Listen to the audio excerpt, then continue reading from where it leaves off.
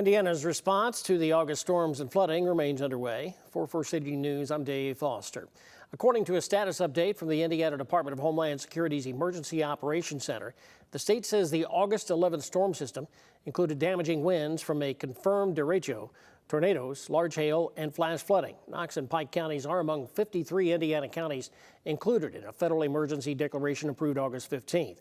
That declaration allows FEMA to directly assist state and local governments with emergency protective measures, including clearing routes, restoring temporary power, and supporting emergency communications.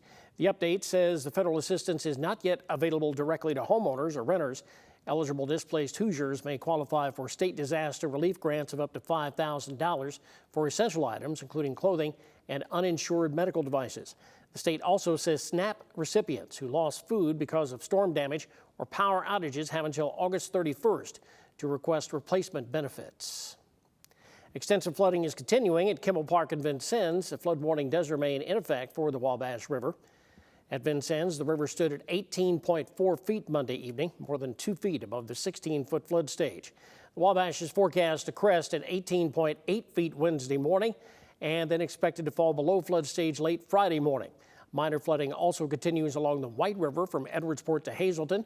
While the flooding is visible, much of the work to monitor it happens behind the scenes. Knox County Emergency Management Agency Director John Streeter says his staff has spent several weeks watching the Wabash and West Fork White Rivers. That includes checking river gauges, National Weather Service forecasts, upstream conditions, and projected crests. Streeter says emergency management does not always involve flashing lights, sirens, or an activated emergency operations center. It also means watching conditions closely and preparing before an emergency develops. The agency will continue monitoring the high water as it moves through the area.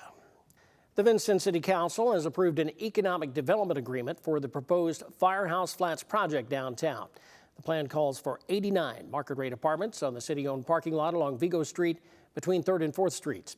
It also includes 8 apartments in the former Lincoln House Funeral Home on Main Street. The combined project would add 97 housing units downtown. Developer John Anderson estimates the investment at about $24 million. The agreement passed 4-2 Monday, with council members Ryan Lau and Richard Ashby voting no. Parking was a major point of discussion, with downtown business owners raising concerns about available spaces during construction. Project officials say replacement parking is planned, including an additional lot and more on-street spaces. Further approvals are still needed before the project can move forward. For City News, I'm Dave Foster. There is more at WVUT.org.